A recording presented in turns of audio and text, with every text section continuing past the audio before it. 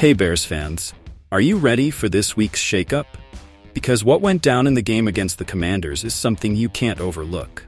An incredible Hail Mary in the final seconds left everyone speechless, and yeah, it was a true miracle.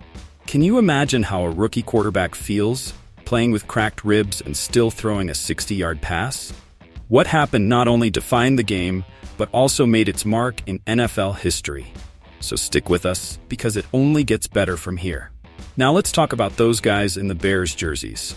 If you thought we were going to talk about a dominating victory, I've got a surprise for you. The truth is, the performance was more than disappointing. Don't miss our in-depth analysis of player ratings. We had a quarterback who couldn't find his rhythm but managed to show a glimmer of hope at the end. What can't be ignored is the defense, which took a brutal hit on that last play. How many more times is this team going to fall before something changes? And on top of that, the situation with one of our star running backs is more than intriguing. Why did the back stay out of the game? Is this a sign that changes are coming before the trade deadline? The pieces are moving on the chessboard, and we've got the info you need. So make sure you stick around until the end, because this is news true fans won't want to miss. Before you bounce, make sure to like this video and subscribe to the channel. You won't want to miss a single second of what's coming up. Let's go Bears. Let's get straight to the point. Chicago Bears fans.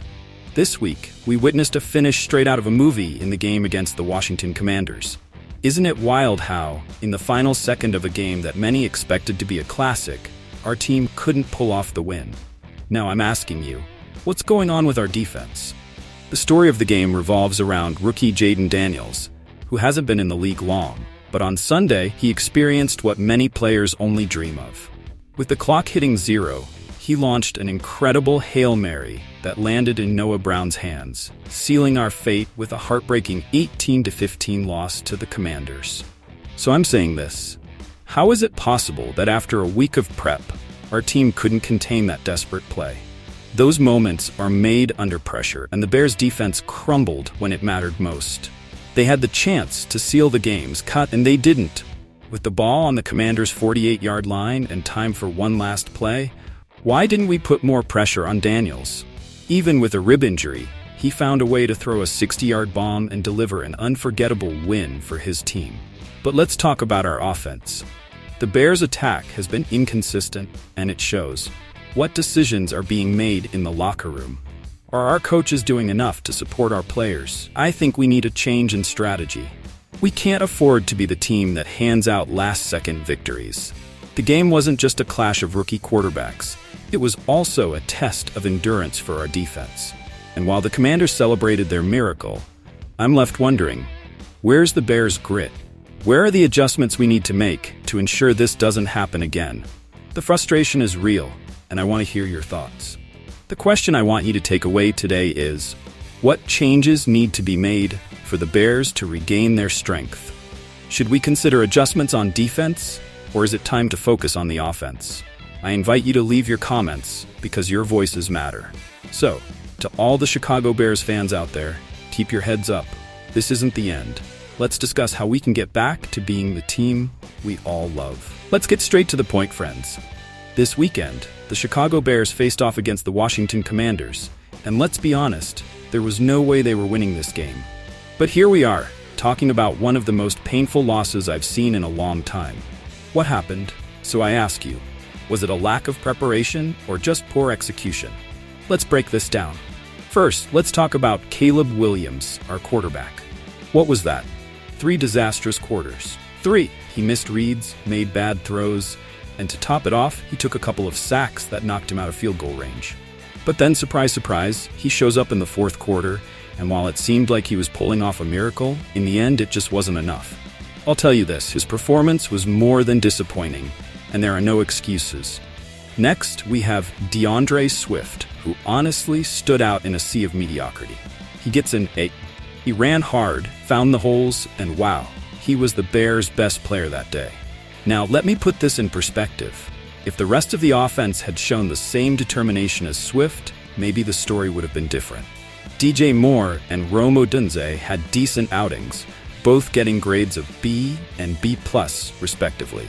Moore managed to get open, and Odunze was definitely the best receiver of the day, catching almost everything thrown his way. But what about Cole Kmet? His C grade is a reminder that while he had a few moments in the fourth quarter, he was practically invisible the rest of the time. Now, when it comes to the offensive line, this is where it gets really ugly. It doesn't matter how many yards Swift ran, the line didn't give Caleb any time. I don't care if there were injuries, the protection was pathetic 95% of the time. So who takes responsibility for that? Moving on to the defense. The defensive line earned a beat, but they could have pressured Jaden Daniels more. The linebackers did a good job containing the run game, although they missed a few tackles. In the end, the secondary started with a B+, but after that Hail Mary, it dropped to a C. How do you let someone get away like that in the final seconds? As for special teams, Cairo Santos shined with an A, and Torrey Taylor got an A+. He made key plays and helped shift the momentum of the game with his punts. But is this enough to save the team from mediocrity? And let's talk about coaching. Matt Eberflus and Shane Waldron both get an. From the start, they looked completely disorganized. The decisions regarding challenges and penalties were baffling. I'll say this, as a coach, Eberflus failed in this game. Are we really okay with a strategy that includes handing the ball to an offensive lineman at the goal line? Now, what do we do with all this information? The truth is, the Bears are at a crossroads. Coaching decisions and team execution have been disheartening. My question for you, Bears fans, is what changes do you think need to be made for the team to get back on the winning track? Let's get straight to the point. Today, we need to talk about Khalil Herbert's surprising inactivity in this Sunday's game against the Washington Commanders. I think we're all wondering, what does this mean for his future with the Chicago Bears? Could it be an indication that a trade is looming before the deadline? Now I ask you, how is it possible that a running back who had such an explosive performance last year is sitting on the bench while Travis Homer becomes the third back on the depth chart? To put things into perspective, Herbert has had a rough start this season, with only 16 yards on 8 carries, and now being relegated behind DeAndre Swift and Roskin Johnson. There are reasons for concern. Remember, last year, Herbert averaged an impressive 5.7 yards per carry, leading all NFL running backs. So, what has changed? I'll tell you this. If Herbert isn't on the field today, it could clearly indicate that the Bears are considering their options. On the other hand, let's not forget that guard Nate Davis is also inactive, which is not surprising.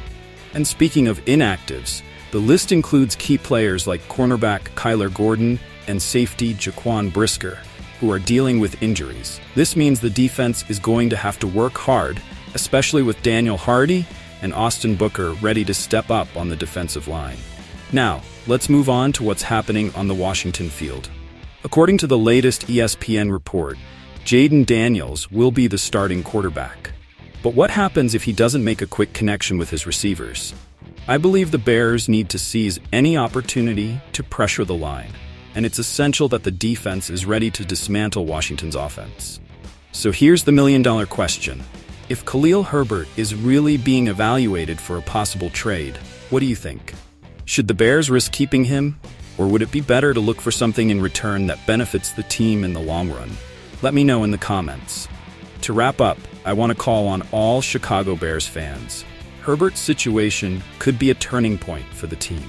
Are we witnessing the end of his time with the Bears, or is this an opportunity for him to return and reclaim his spot as the starter? I want to hear your thoughts and analysis in the comments. Hello, Chicago Bears fans. Keep your heads up because this is not the end. Despite the challenges we face, it's time to reflect on how we can become the team we all love again. What steps do you think we should take to rebuild our greatness? I want to hear your opinions and strategies in the comments. We know that coaching decisions and team execution have been discouraging.